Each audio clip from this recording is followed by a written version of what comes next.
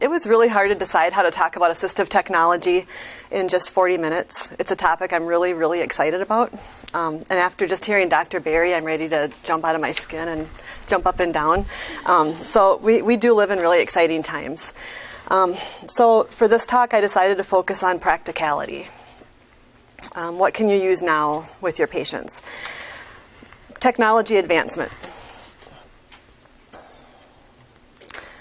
First, I have no disclosures. Okay, so practicality. Complicated technology has never been as complicated, yet as practical as it is now. It's becoming more available to our patients. I have more tools now than ever to facilitate increased independence, even for some of my most impaired patients. So how do we sift through the array of new tech devices, gadgets, and gizmos, and apply them in practical ways that our patients will find useful? I'm going to briefly discuss some general trends in technology. Then I'll go over the continuum of care. And by the continuum, I mean acute care, rehab, followed by community-based care. And I'll talk about how AT service is delivered in those three settings. And we'll finish with kind of a fun glimpse of some emerging technology that I find really exciting. And then a couple of resources that I find helpful when I'm looking for AT ideas. My focus in this talk is on practical solutions for adults with neurological conditions. And the intent is to give you just enough information in the short time that you feel more comfortable helping your patients pursue assistive technology.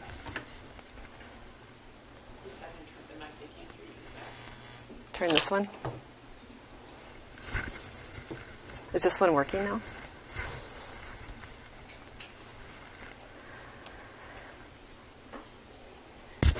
So the use of technology in general has increased rapidly.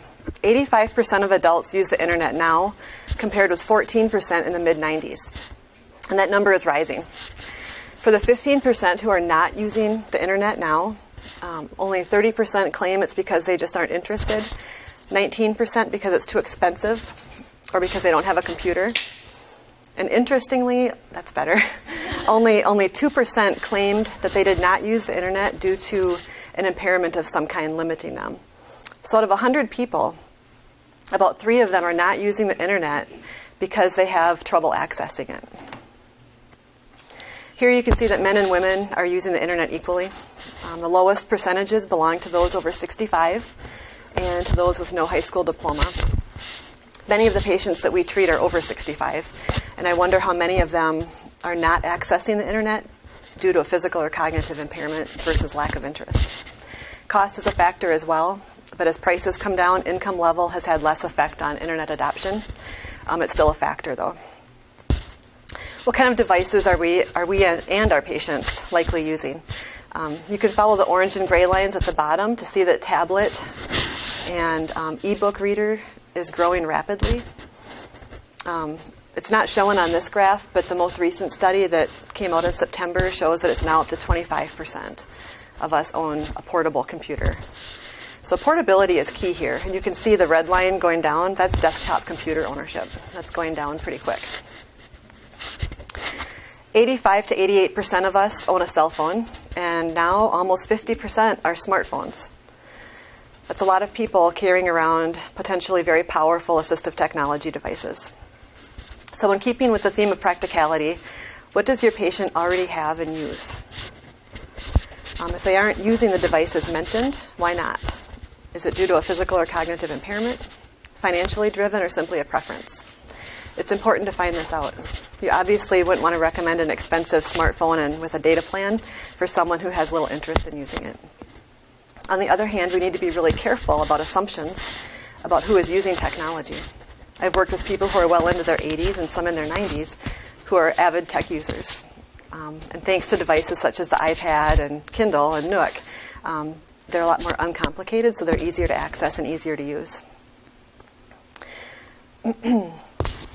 So the continuum of care, as I mentioned, is acute care, inpatient rehab, and community-based care. And in there is long-term care and subacute rehab. Those are included. What's the definition of assistive technology? It's any item, piece of equipment, or product or system, whether acquired commercially off the shelf, modified or customized, that is used to increase, maintain, or improve functional capabilities of individuals with disabilities. That's really broad. The line between mainstream technology and assistive technology is getting fuzzier all the time. It makes it more important than ever to fully and carefully assess the patient's needs and abilities and match them with the most appropriate tools. And the setting has a big impact on that. First, I'll talk about acute care. This is a picture I just found on the internet. Acute care encompasses patients who are in the ICU or in other units of the hospital. Listed here are some common concerns addressed during inpatient acute care. Patients and family members can be quite overwhelmed, and the care team is really busy simply caring for the medical needs. And so sometimes communication, being able to use the nurse call light, memory, orientation, pain control, and relaxation could get overlooked as something the patient could potentially do on their own. So my goal in this setting is to really keep it as simple as possible because I have a lot going on. For patients in the ICU, one of the most requested referrals that I receive is for communication and call lights. For any communication referral that I receive, I always make sure to include a speech therapist.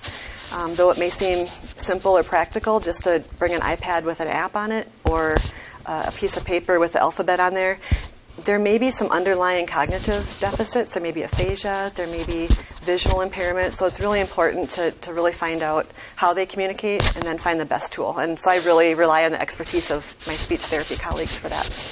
And then we work together to figure out access and how we're going to use it. We do have a computer-based eye gaze system for communication. It's down in the bottom corner. It's called the Toby.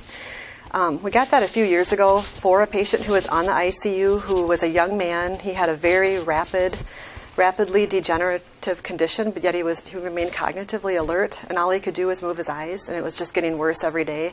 He had some really, really important decisions to make and things to talk about with his family. And so we got the Toby within a couple of days for him, and he was able to use it very briefly to talk with his family before he passed away. But that was the intent on getting it. But now that we've had it for a few years, we've realized that it's pretty complicated, and it's pretty tough for people in ICU to grasp using that. We've found that, I hate to admit this, but the paper-based one really actually kind of works better. And so the one in the middle is called the Speak Book, and you can download this for free online. A gentleman with ALS designed it. We've pared it down to just have 2 to 4 pages with an alphabet and then some simple phrases. To use it, the user looks in the corner that has the phrase or the alphabet letter that he wants, and then he looks at one of the dots, one of the colored dots. So if he looks in the top left, and then he looks at the pink dot, the user knows he's saying yes. And the words are the same on both sides. So it's a very simple eye gaze system. They've been around for a long time, but this one is just really portable and simple to carry around. And I like that it's free. Nurse call lights are another type of referral that I receive a lot. At Mayo, thanks to an OT who was here a while ago and has since retired, we have a very nice system in place where our central linen and supply carries our various switches and some adapters for different beds and call light systems in the wall that our engineers kind of helped make.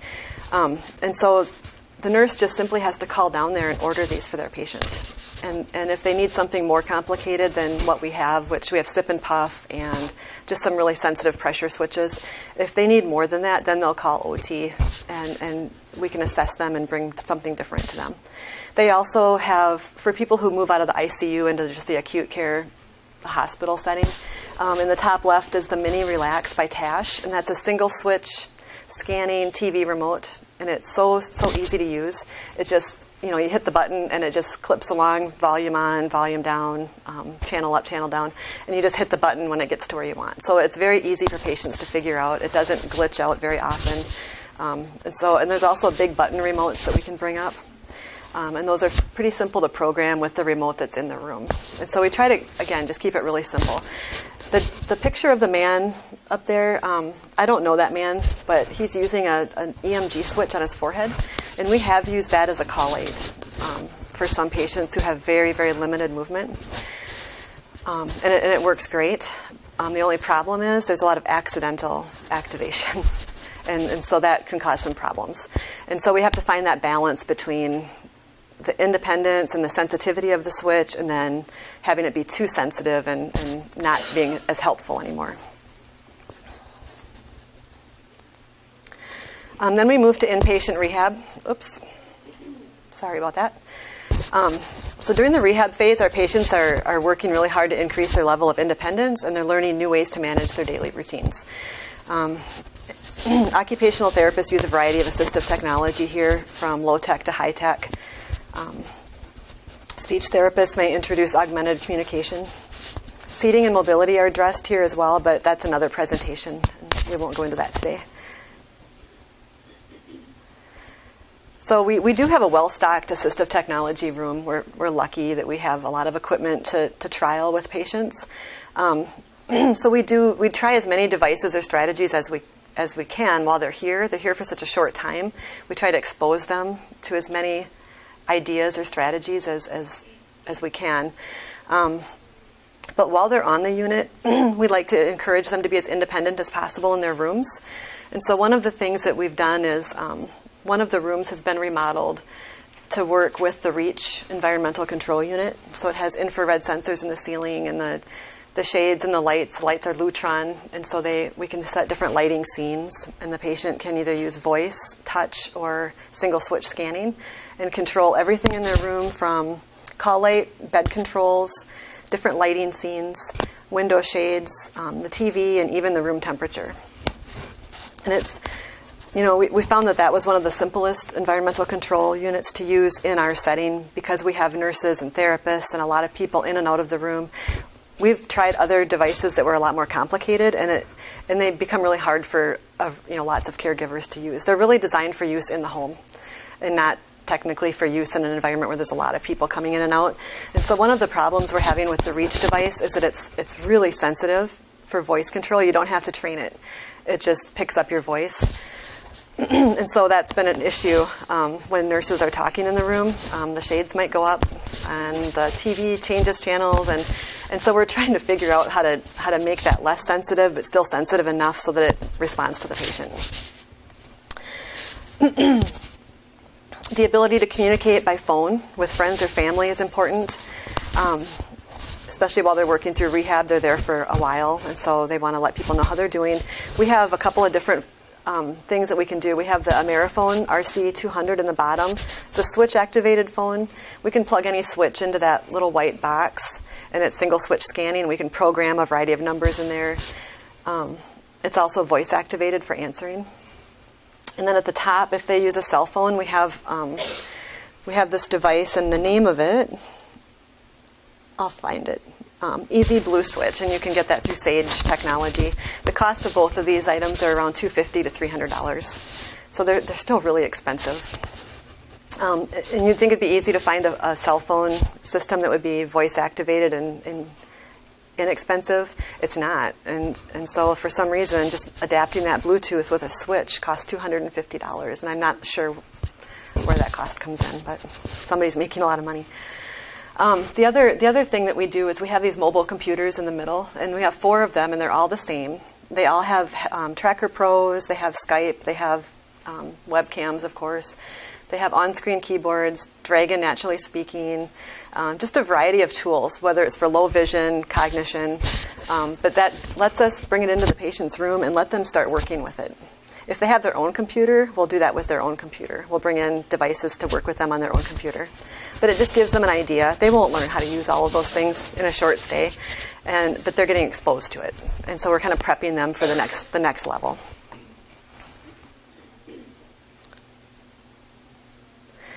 And don't underestimate the usefulness of sticky notes and calendars. That is still very, very effective, and it's still assistive technology. It's just not high tech. So. One of the more important things that I want to bring up is when we're using higher technology like iPhones and iPads with our patients with cognitive impairments. even for patients who have never played with those devices, keep in mind the training that you're doing with them. They may not understand how to turn the device on, how to use swiping movements. You might have to go back to very basic. This is how you turn it on. Now show me how you turn it on, and repeat that until they understand. So that's really important to remember that it's not as intuitive for some people. Once a patient is dismissed from inpatient rehab, their needs for AT change and will continue to change over time. This is just a big list of potential activities of daily living. One of the goals here that I focus on is increasing overall safety and independence in their home, and hopefully to reduce the cost so that they don't have to live in a more restrictive environment. So when I look at practical needs for the home, safety, emergency preparedness, can they get in and out of their house if there's an emergency, if they're home alone? So I look at ramps, door openers, stair lifts or platform lifts. Can they call for help if they're alone? Do they need a life alert system or a telephone that they can access? Can they call for help from a caregiver who's in the next room if they need help? And then does that person wander, or are they at risk for falls? And how can caregivers be alerted if something's not right? Basic household management. How are they going to manage their finances, planning, organizing, everything involved in managing a household? Do they need to use a computer, and do they know how to do that? Do we need to set it up for improved access? Do they need reminders? Do they need calendars, timers, pager systems to help them remember to do things? So one of the things in outpatient AT, when I provide AT services, you have to really coordinate with the community providers. And so in Olmsted County area, we have a regional AT center called Southeastern Minnesota Assistive Technology Center. And it's critical to collaborate with those people and with the case managers if they have one. And you'll see why when I go through a couple of case examples. But that is one of the barriers, I think, in people getting the devices that they need to stay safe in their homes. You'd be surprised how many patients don't have some of these basic things, and yet they're at home, and it makes me nervous because they don't have a way to get help if they need it. Patients are also interested in recreation and leisure. So we have a rec therapist who works with some of the modified hunting equipment and fishing tools. We do have a gun mount that is sip and puff activated, and that's scary, but it has allowed some hunters to be independent with hunting again. And so on the top in the middle, you see a page turner. I think that's kind of going by the wayside. Now they have switch-activated Kindles, which makes more sense to me. You have to have somebody set up the page center. The Kindle, you can just hit the switch and move through. We do a lot of adapted gaming. And then this little stuff on the left corner is called Sugru, S-U-G-R-U. It's a little kind of rubbery putty, and it's very sticky, and it's called Hacker's Putty. And you can put it on buttons or switches and modify them, or on handles to make them grippier. It's really pretty cool stuff. You have about a half hour of working time. So. Funding is a big barrier here. Of course, these are not medically necessary, but we all know that they do increase participation, which is important to us as rehab professionals. Service delivery, my focus here is on the medical model. Occupational therapists at Mayo provide the assistive technology services. Speech therapy works with augmented communication, many times with OT input. And so I think the OTs in the room know this, but the AOTA framework, I'm just going to go really briefly over this. When completing my initial assessment, the first box there, I really try to get that person's story. I want their whole story. I want the big picture. How do they live? What's their day like? What's in their environment? Who's in their environment? So I can really understand what that person is needing and wanting. What do they value? And then I take a look in the second box of their actual performance. And then for the desired tasks. I mean, they may not be interested in the things that I think they should be interested in. They may have a different idea. So it's really important to listen to them. And then I make note of the different activity demands of what they want to do. And then keep in mind any environmental or contextual factors. And then together with the patient, we develop goals that are meaningful. This is a model of AT service provision. It's from the University of Wisconsin, developed by Roger Smith and his R2D2 Center. This model demonstrates that outcomes of interventions can be described by considering 6 different stages. Just one thing I wanted to point out here is I like how he has environment, task, and person all in one chunk. It's really important to always keep that in mind. He adds some different variables like service satisfaction and abandonment of devices, which is a huge issue. And then we have the ICF chart that I think is pretty familiar to everybody. The expected outcome for providing AT services is facilitation of health and functioning. Potential barriers are lack of access to AT providers, lack of trained professionals who feel comfortable providing AT services, different policies affecting access to the AT, and then failure to provide a comprehensive assessment of the consumer needs and priorities. Just a quick review. There was a large survey done in 2008, over 1,000 subjects. For those who reported a need for AT, only, you can see, 34, 54, and 42% were actually using it. And those barriers were cost, which would be expected, availability of devices to try, and this is despite everywhere in the nation, every state has to have a regional assistive technology lending library that's free. And so there are devices available, they're just not getting connected to those people. The complexity of AT, which can result in a lack of providers who feel comfortable providing assistive technology services. Another review was done in 2010, and this is focused on cognitive deficits.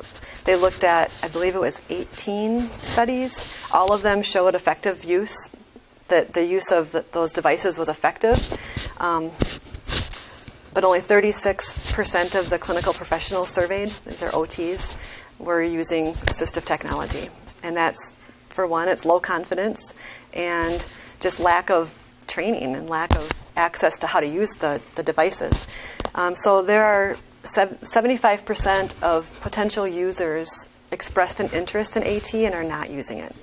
So if you go back to that initial trend, out of 100 people, 3 people aren't accessing the internet because they can't.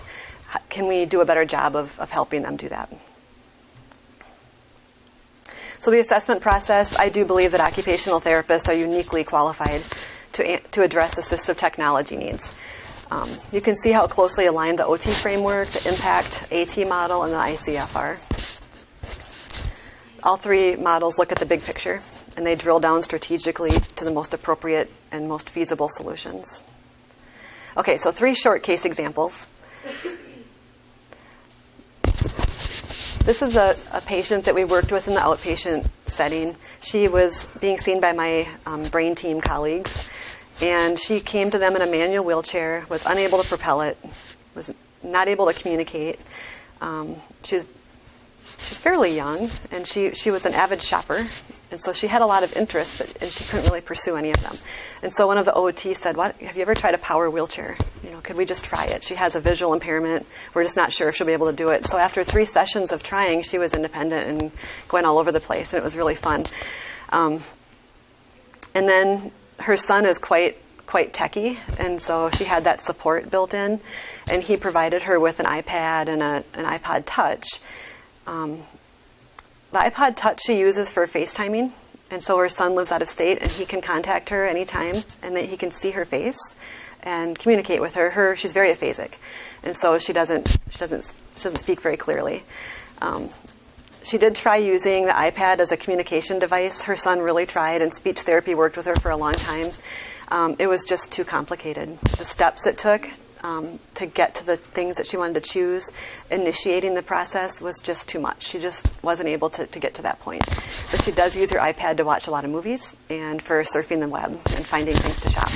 And the best day was when she came up to Rehab and she had a bag full of magazines. She had gone into the gift shop by herself and browsed and bought herself some magazines without anybody helping her. And that was pretty cool. Another example is I have 2 more examples. This is not the patient I worked with, but I do have a gentleman in his 20s with a high tetraplegia. He lives with his family, lives with his parents. He also has a severe learning disability that he had prior to his accident. And so he has extremely limited movement. When I saw him, because he's been grinding his teeth for 7 years to get his nurse's attention, because he can't speak or make any other noise, his mouth is you can get maybe 1/4 of an inch between his teeth. And so he doesn't even have the opening and closing of his mouth. He can blink a little bit, but he could raise one eyebrow.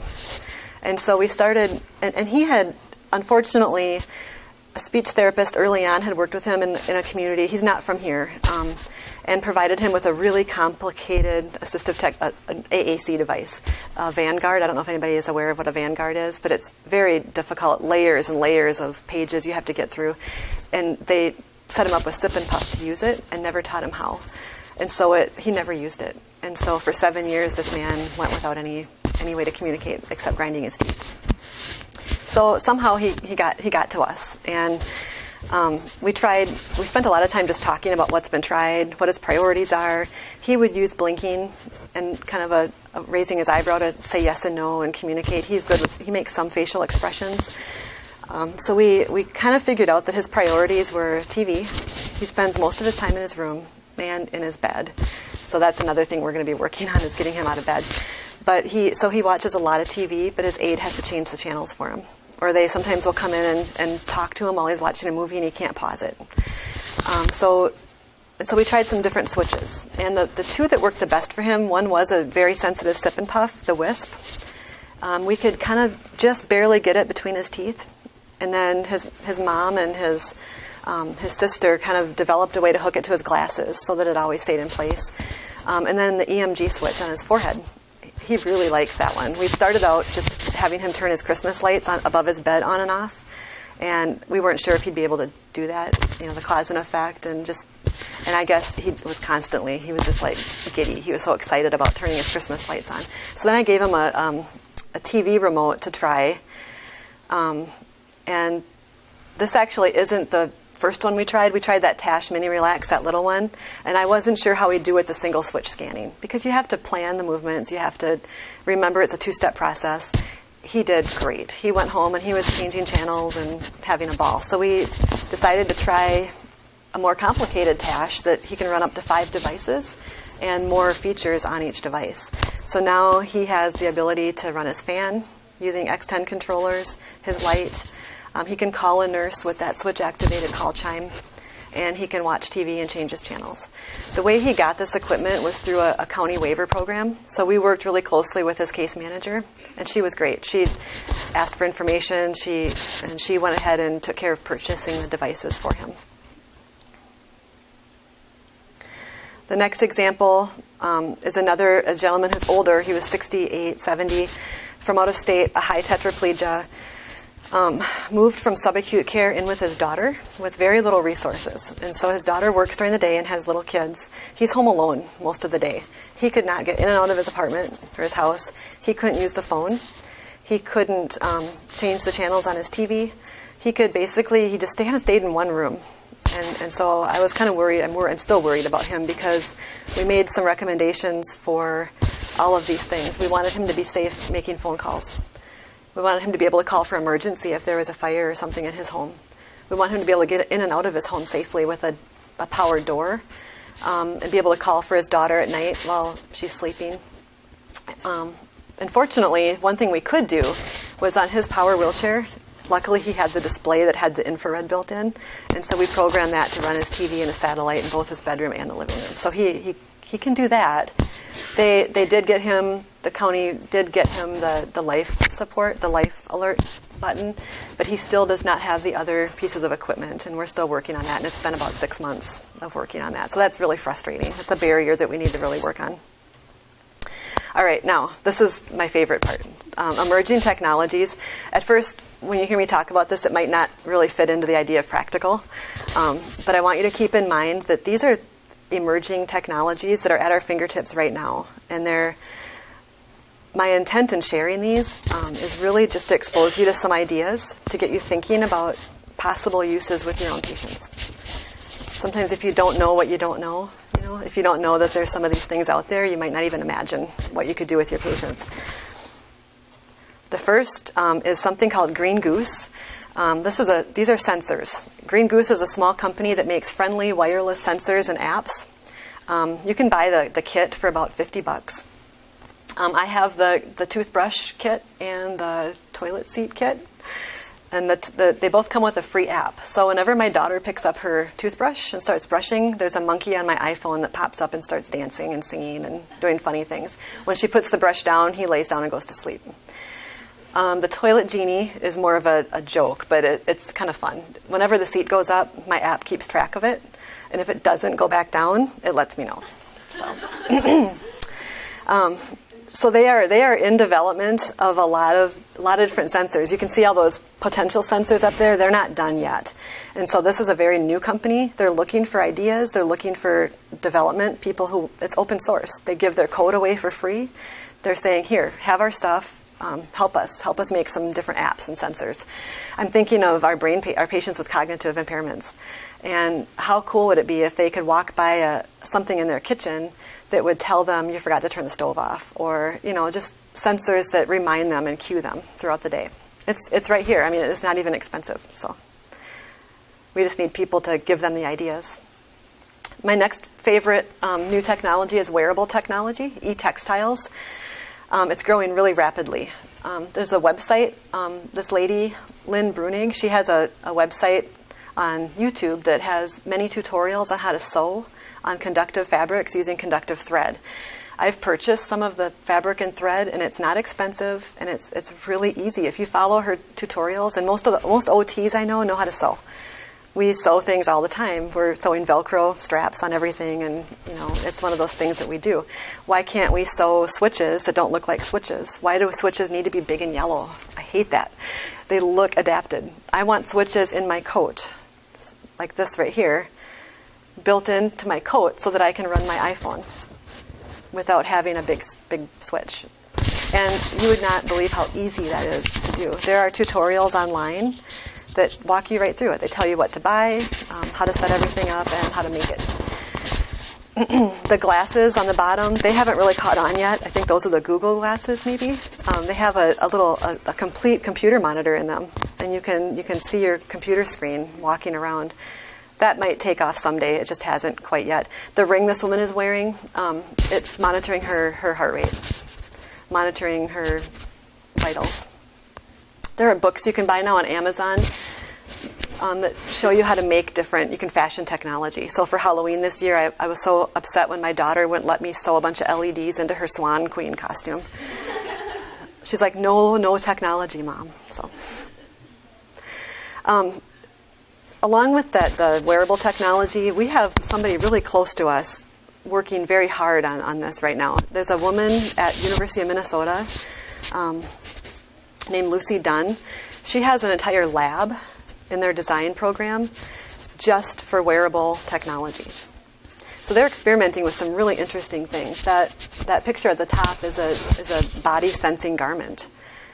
And so what if some OTs or PTs collaborated with Lucy Dunn and started talking about how we can help improve people's lives with some of this wearable technology? I think some really cool things could happen. These are GPS shoes. They have GPS trackers. They're designed actually for people who wander, so that family members can know where they're at. They're about $300. They're really expensive. So for that cost, I'm just going to give my grandpa an iPhone and tell him to keep it in his pocket. I can track him with the Find Friends app. But the ones in the top left were an experiment, and I really like these because they have a tiny little, it's called an SBC. It's a little tiny computer in the back of the heel with a little antenna that sticks out the back. It's just kind of little. And the front has LEDs wired into it. He plugs his shoes into his computer before he leaves the house and tells his shoes where he wants to go. And then he unplugs it. And as he's walking, he watches the lights on his shoes tell him which direction to go. So, I mean, it's not so much, the shoes are not practical, but the technology is interesting. If you think about how we might use that for cueing strategies for people. This is another device that I really like. It's called the electronic nag. and I am going to build this. There's a website called Make Projects, and if you haven't ever been to the Make Magazine website, you want to go check it out. There's projects from easy to difficult, projects kids can make, and they're all technology-based, using sensors and playing around with Arduinos and different robotics. This device, when you walk by it, it has motion sensors, and it's been pre-programmed to say different things to you at different times of the day, depending on what day of the week it is. And so if it's Monday morning and it's garbage day, and I'm walking out my front door, I want someone to say, hey, it's garbage day, to remind me. And so think about our patients, again, with cognitive impairments. This device costs under $100 to make. So the technology is already out there. We just need to figure out how we can use it for our patients. And this is one of my favorites. This is a little teddy bear, under $100 again. And they consider this an easy project. And what they did was they opened him up and they put a little SBC, a little computer in him with an RFID reader. RFID tags are the things on your clothes that beep when you go out of the mall. They hooked RFID tags on a bunch of toys and different things in the environment for a child. And the bear interacts with those RFID tags. So if the child brings the bear a CD, that CD has an RFID tag on it, the bear will start singing the songs on the CD and automatically. So there's a lot of potential in a device like this. And again, they considered it an easy project. I'm not convinced. Some resources. I'm going to show you a couple that I found really useful. One kind of encompasses all of my other ones. Have you ever heard of Pearl Trees? Is anybody using Pearl Trees? I know Deb is. Okay, so Pearl Trees is a web curation site, and it's relatively new. It started in France, and people are catching on to it here. It's public. You share it with everybody. There's nothing private about it. I'm going to go in and show you what it looks like. So this is my Pearl tree. I collect information on assistive technology. So I'm going to click on that link. Didn't change on that screen. My tech person's not here. Okay, so it's not going to show up on the screen. But when I click on one of those circles, it opens up another big circle with more pearls around. It's like a neural network. And then it has all these circles related to AT. So I have that broken down into switches, cognition, education, home accessibility, and then inside each of those I have actual websites that you can just scroll your mouse over, and it shows up on the screen, that website, so you can preview it. And it's just a really fast way to find specific information. And the best part is, if I am out here and just want to find more, there's a related interest button. When you click on that, just tons of pearls start popping up, and it's other people's pearl trees. And so somebody else has already done some AT work. I can grab that pearl and drag it down onto my tree, and I don't have to do that work. I can just connect to theirs. You can team up and add and share and throw pearls back and forth. It's really a fun and simple way to share information. I like how it's visually oriented. It's easy to see what's out there. It's unlike a website where everything's kind of listed like this and you have to scroll through. It just seems a lot more intuitive to use. Sorry that it didn't pull up on there for you.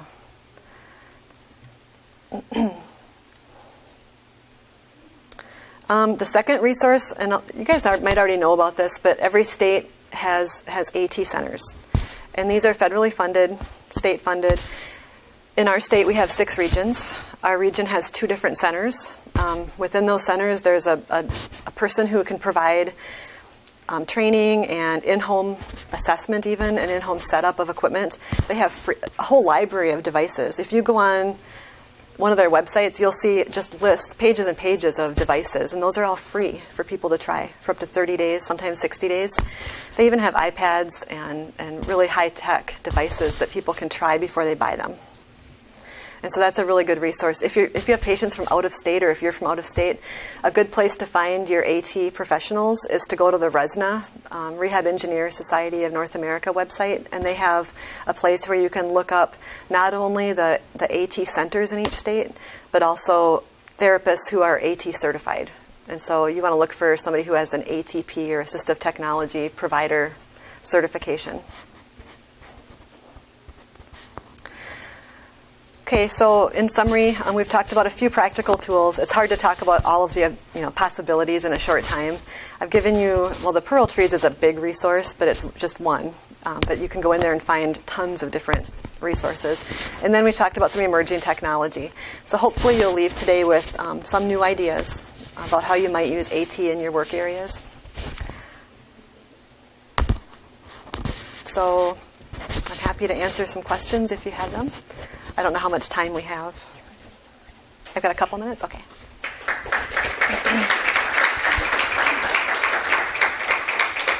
We have a question in the back.